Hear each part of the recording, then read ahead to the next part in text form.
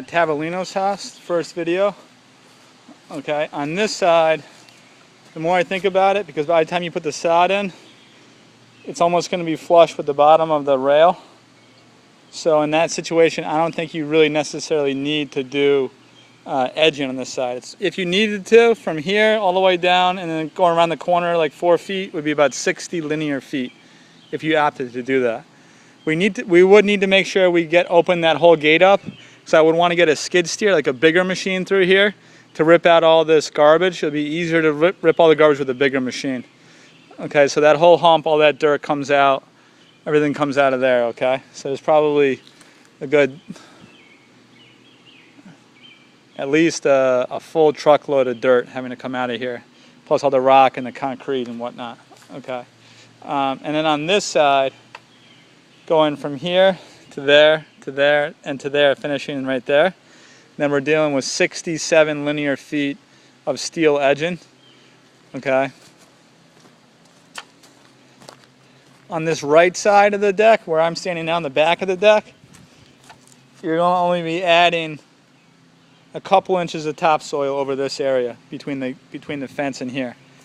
Once you get over here, you're going to be adding on average about 5 inches of topsoil from here to the fence, okay? And then beyond the fence, this whole area, starting kind of where the fence is, kind of where these stumps are, going roughly 20 to 25 feet back off the fence, that whole area is going to be adding soil, and that's on average about 6 to 7 inches deep, okay? Then we have some rocks, like a rock boulder wall. But it's not a wall, it's just single stones set side by side, starting kind of at the property line behind this fence, and then finishing roughly 10 to 15 feet off the back of this fence. So on the total, it's like, call it 20 to 30 feet long, and it's going to have to be on average about a foot high, okay? We have to take in consideration that we would have to get more stucco on the riser of that step over there.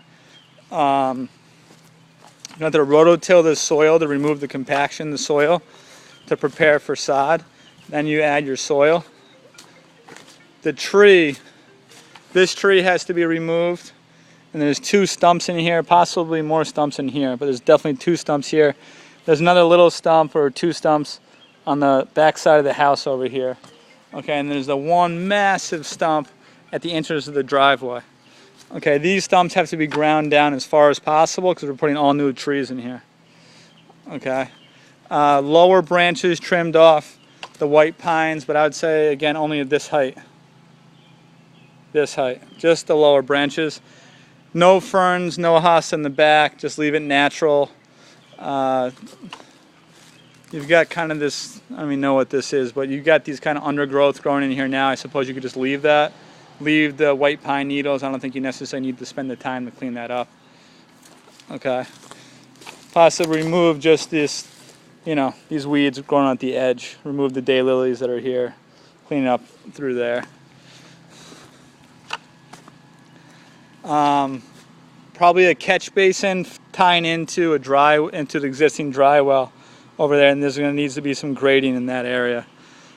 Okay, the sod would finish, call it 7 feet off that huge tree. The sod will finish, and the sod will start there, wrap all the way around the pool, and the sod would then finish at the fence, and on the other side of the fence would just be seed for the summertime. Okay, let's confirm that there's roughly 1.5 to 2 inches below the bottom rail for a pool code, so we'll have to confirm that. I can call my friend who does all the fencing.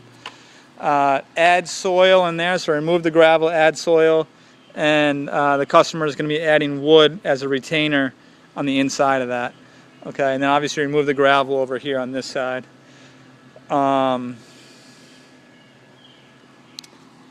Okay, it's 4 foot, roughly 4 foot, 40-inch wide opening going through here for the lilac or tree hydrangea on standard. So only 4 inches wide, hence the ball can only be 4 inches wide, so something to think about.